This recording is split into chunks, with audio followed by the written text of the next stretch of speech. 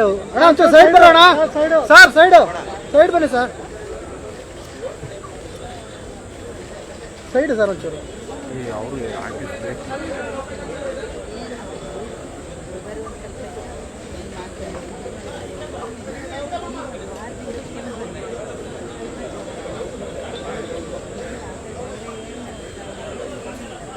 ನಿಮಿಷ ಅವ್ರ ಹೆಸರು ಹೇಳ್ಬೋದಾ?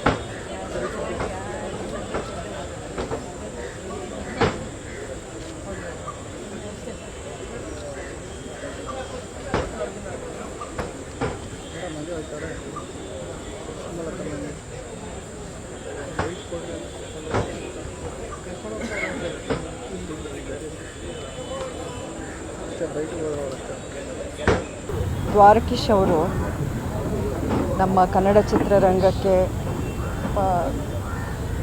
ತುಂಬ ಯಶಸ್ವಿಯ ಒಬ್ಬ ನಟ, ನಿರ್ಮಾಪಕ, ನಿರ್ದೇಶಕ. ನಾನು ಅಂಬರೀಷ್ ಅವ್ರ ಜೊತೆಯಲ್ಲಿ ಅವರ ಒಡನಾಟ ಅಥವಾ ಅವರು ಜೈ ಕರ್ನಾಟಕ ಅನ್ನೋ ಒಂದು ಪಿಕ್ಚರಲ್ಲಿ ಅಂಬರೀಷ್ ಅವರು ಆ್ಯಕ್ಟ್ ಮಾಡಿದ್ರು. ಅದನ್ನು ನಿರ್ದೇಶನ ಮಾಡಿದ್ದು ದ್ವಾರಕೀಶ್ ಅವರು.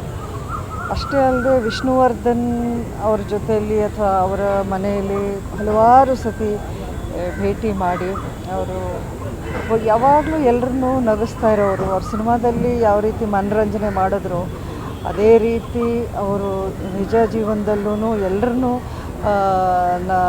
ನಗಿಸ್ತಾ ತುಂಬಾ ಎಂಟರ್ಟೈನಿಂಗ್ ಆ್ಯಂಡ್ ಹ್ಯಾಪಿ ಪರ್ಸ್ನಾಲಿಟಿ ಆಗಿದ್ದರು. ನಿಜಕ್ಕೂ ಇದು ಕನ್ನಡ ಚಿತ್ರರಂಗಕ್ಕೆ ತುಂಬಲಾರದ ನಷ್ಟ ಅಂತಲೇ ಹೇಳಬೇಕು.